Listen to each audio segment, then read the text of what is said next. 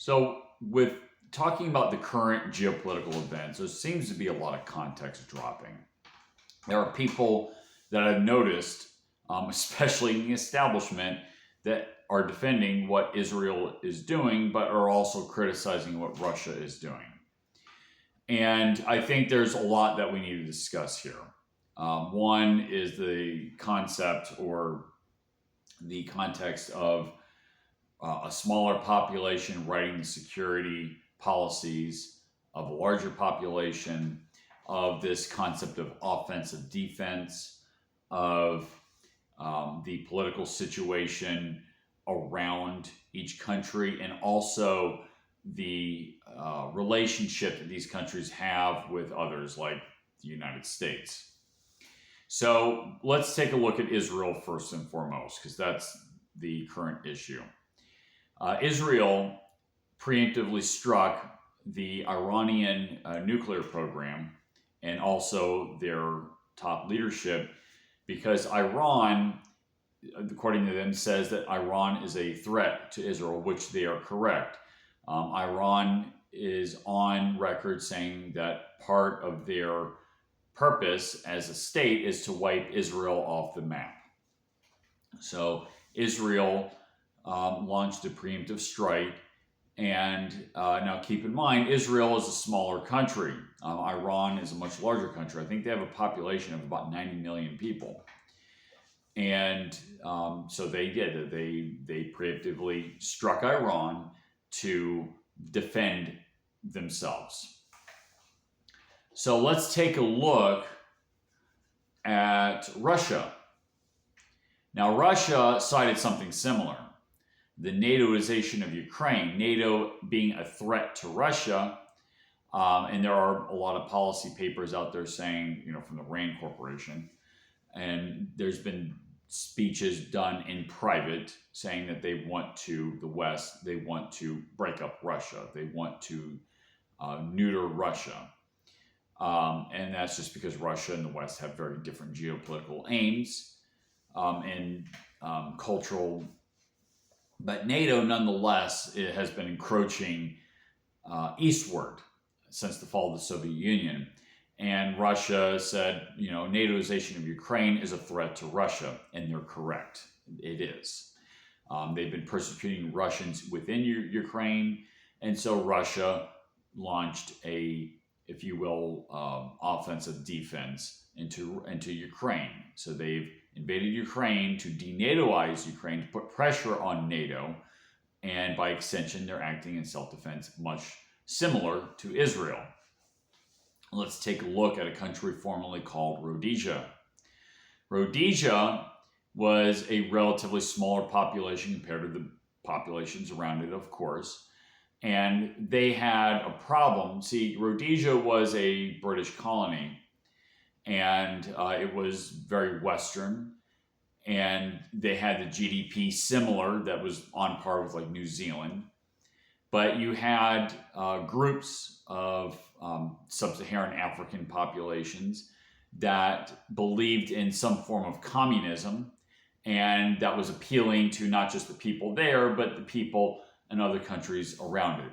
Now, detractors of this will say that this was based on racial policies, which is not correct, because there was a lot of Africans that were fighting for the cause of Rhodesia, because though there were some that understood that those policies is exactly what brought about the wealth, and that these communists were there to tear it down out of a sense of envy.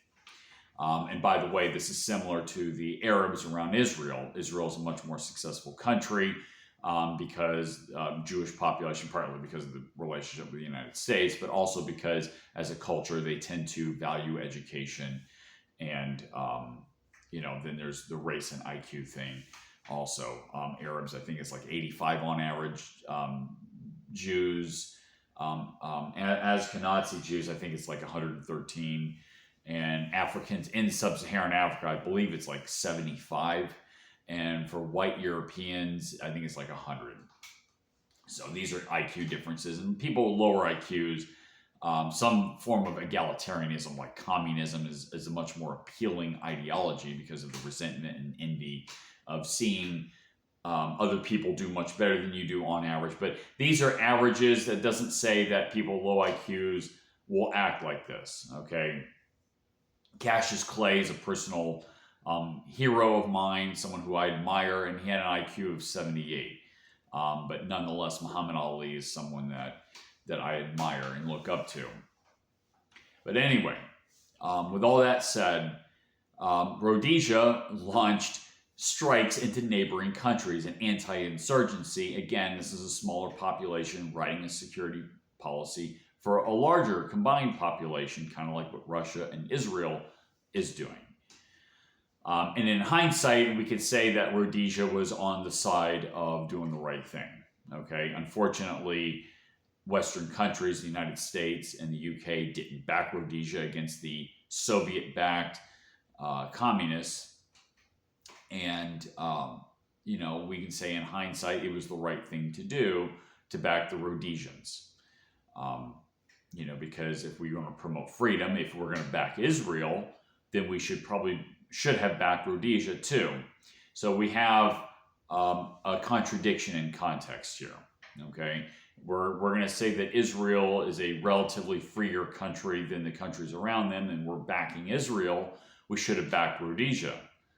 Okay, if we want to say that Israel has every right to do offensive defense, and then we say that Russia has every right to denatoize and denazify Ukraine as well.